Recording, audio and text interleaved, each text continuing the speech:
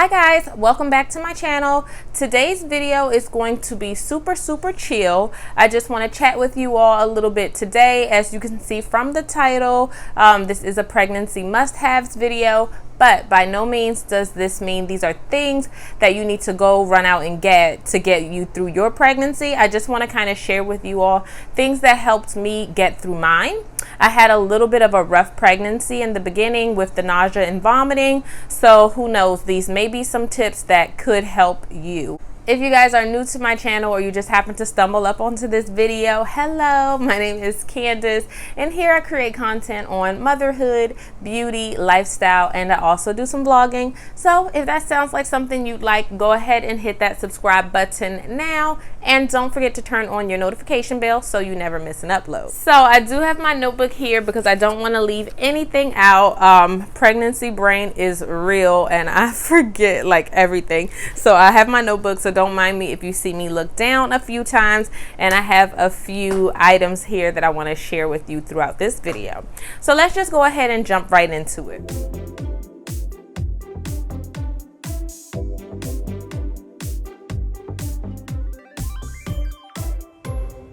All right, so these items are in no particular order, but the first thing you want to do when you get pregnant is get you some prenatal vitamins. So this is the brand that I ended up going with. It is the Vita Fusion prenatal gummies, and I decided to go with gummies because during the first trimester I had a very hard time trying to swallow pills. Anytime I would swallow pills, it would come back up, and even drinking my water, I had to kind of sip it. I couldn't take big gulps of anything, so these ended up working out best for me.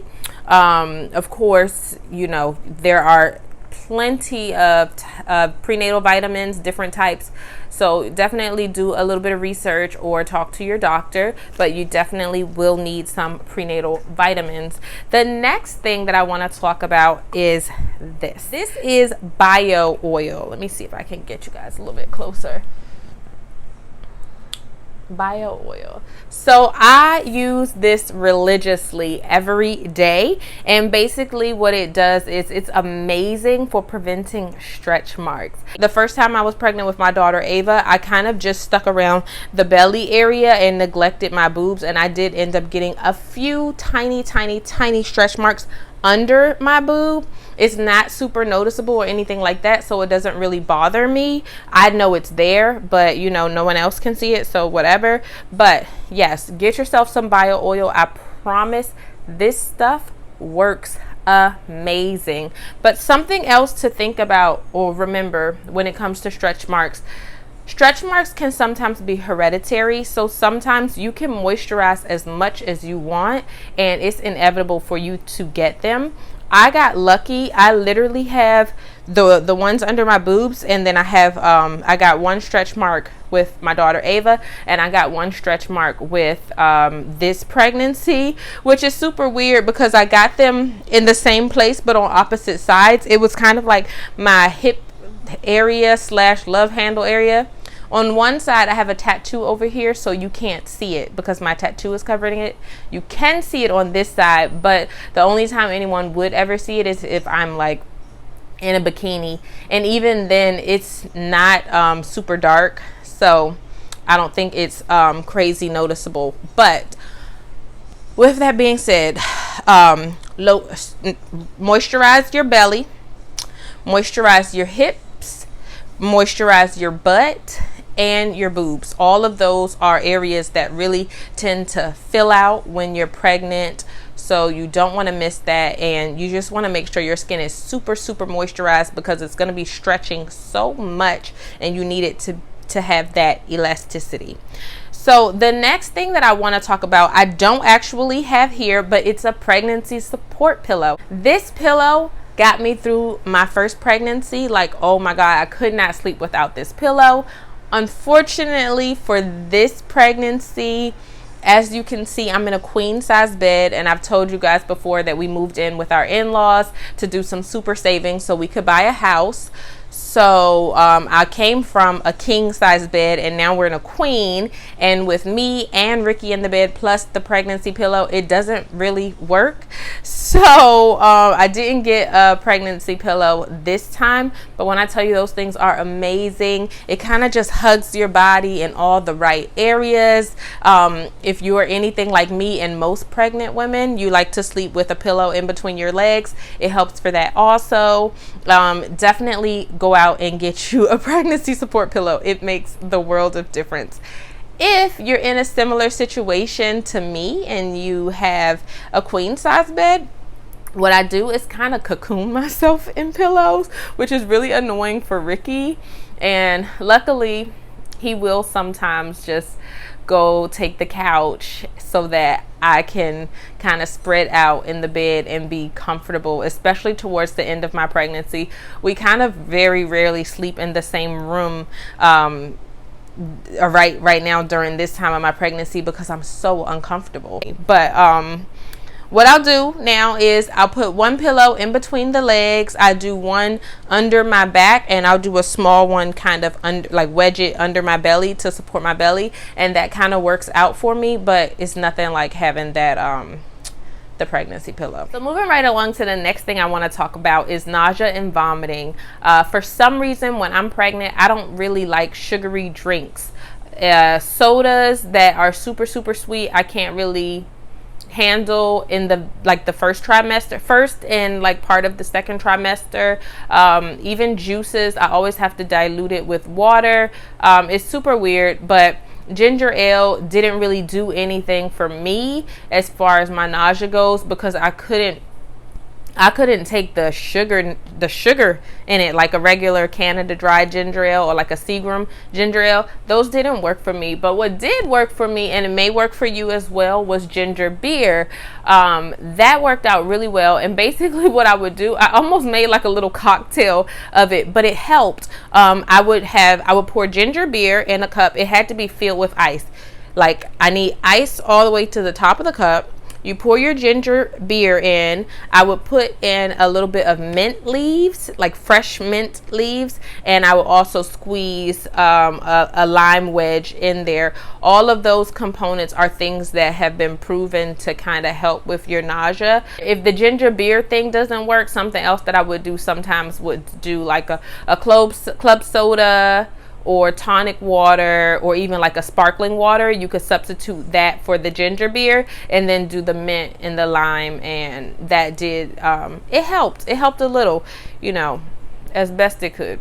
Also, mint and lavender oil helped as well. So what I would do is I would take like eucalyptus oil or lavender oil, and I would rub it here on my wrist, and throughout the day I would just kind of smell it, and that would kind of help a little bit. Or you could get, now they have those diffuser bracelets that you can put the oil on, and then you can kind of just wave it that way. But that helps as well.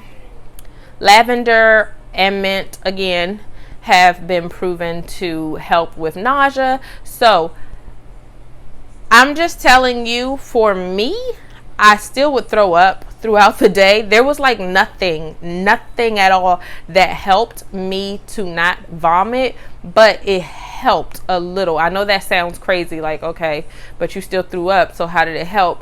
It reduced it just a tad as far as the nausea was concerned, but some people get lucky and they don't experience this at all. Some of you are going to be like me, where it just seems like nothing you do can stop it. But, if you can kind of ease it just a little bit, I promise you'll be so grateful. So give it a try. It may work for you. Maxi dresses. Get yourself some maxi dresses. As you get bigger, you are going to see that you don't want things on your belly. Tights work good too, especially the maternity tights where you could pull them up. I didn't really like anything that kind of cut off on the belly or under the belly, because it felt restricting and it was very uncomfortable. But maxi dresses were like my fave, my go-to, and I actually went on Amazon and bought like 5 maxi dresses. Get you some cheap ones. Don't spend a lot of money on these dresses because you're probably not going to wear them if I mean, I don't know for you guys, but what I would do, I don't get maternity clothes because maternity clothes are very expensive. And unless you plan on, you know, having more children, you may not use them again, or you may be a different size your next pregnancy. So you just never know. So I just would buy larger size clothes, and maxi dresses really, really worked out for me. So get yourself some maxi dresses, comfortable. Tumbler. Get a tumbler. Water, water, water. You need water. So this tumbler I had in one of my previous videos is from Iron Flask, and I got it from Amazon. It is amazing. And what I mean by amazing is, say for example, I put ice in this in the morning. By the end of the day, the ice chips are still there. My water stays cold. And if you can find yourself a tumbler or a Yeti that's really big, this one holds 32 ounces. So by the time you fill this up a couple times, you've already taken in like the required amount of water that you need. So this is super important and it's very helpful. The next thing I want to talk about is the What to Expect app. So this app is great for new moms. It breaks down everything week by week for moms and for the baby, like what your body's going through, what they're going through. It tells you the size of the baby and what milestones they're on at that week. It also tells mom what's going on with her body and changes that happens with your body each week. It has countless articles and content to answer just about any question you can think of. So this app is definitely something that I recommend getting on your phone, and it's a great go-to source whenever you have questions for things. The next thing I want to talk about are dry areas on your body. So I don't know about you guys, but I know majority of the ladies that I've talked to, and I experienced this as well, when you're pregnant, for some reason your body just dries out. So my go-to is actually a good old-fashioned jar of Vaseline. I use it for my lips. I'll sometimes put it on the bottom of my feet and put like some socks over it at nighttime. But for some reason, I don't know, it just seems like all the moisture gets sucked out of you. I swear my entire pregnancy my lips have been so crusty. But you know, hey, it comes with the territory. Your body's going through so many changes, so whatever, don't be embarrassed about it. It is what it is.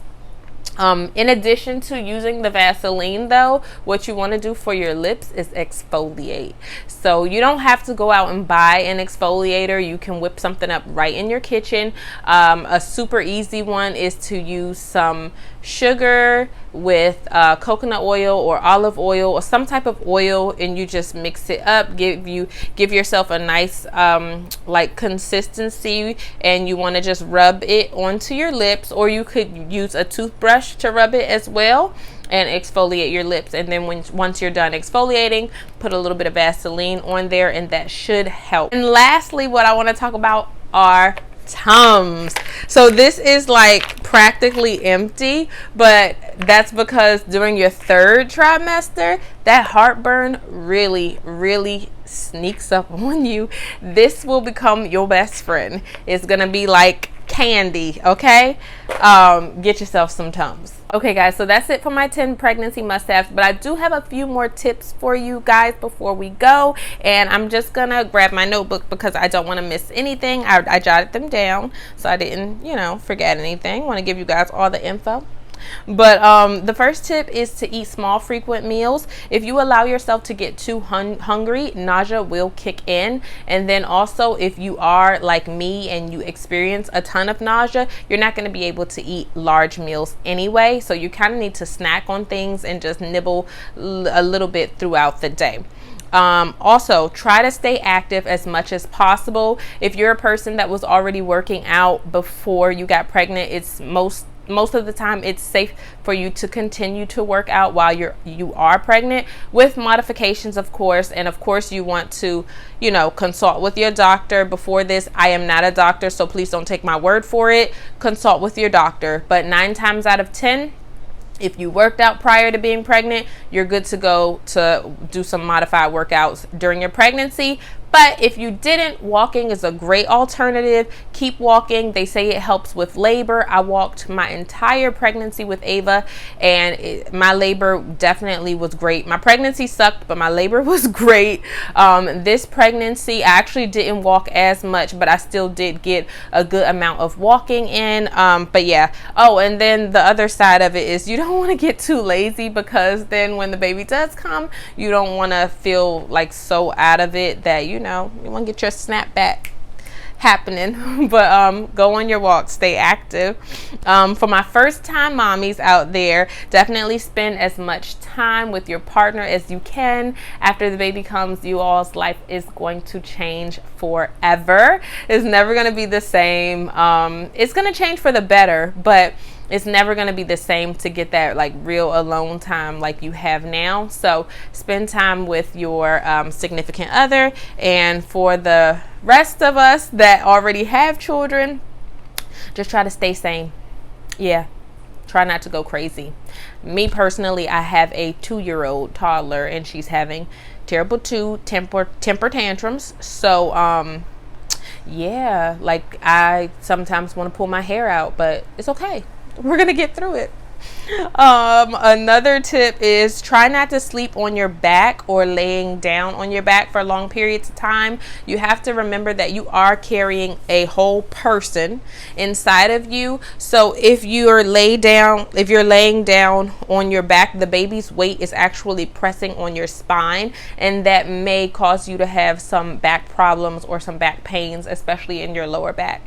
So if you are a person that's used to sleeping on your back, sorry, you got to switch to the sides. I am a person that loved sleeping on my stomach, so obviously you can't do that during pregnancy.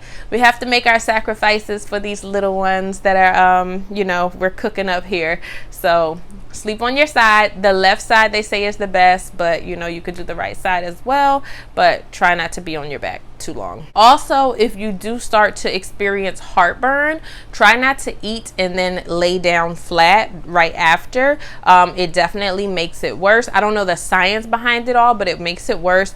And then if you are wanting to lay down, what you can do is just like take some pillows and kind of prop yourself up so that you're kind of like maybe laying this way and not laying flat down. But yeah, that should also help. Alright guys, well that is it for my pregnancy must-haves video. I hope you enjoyed this video, and I hope you found it to be helpful. If you all have any tips that you think I left out, or things that worked for you, definitely leave them down below in the comment section. You never know who you could be helping. I don't think I said this in the beginning of my video, but I am 39 weeks pregnant now. I'm literally due in 2 days. I don't know what this baby's doing in here, but she's acting like she doesn't want to come out. My last doctor's appointment, I was 3 centimeters dilated. So I'm hoping the next time I go, which I have a doctor's appointment today, I'm hoping that when I go today, they will give me some good news that I've dilated some more, and I don't know, hopefully she'll decide to come soon and I don't have to go past my due date because I'm so uncomfortable. But anyway, thank you guys for watching. Again, don't forget to subscribe, comment, like, and turn on that notification bell so you never miss an upload, and I'll check you guys out in the next video.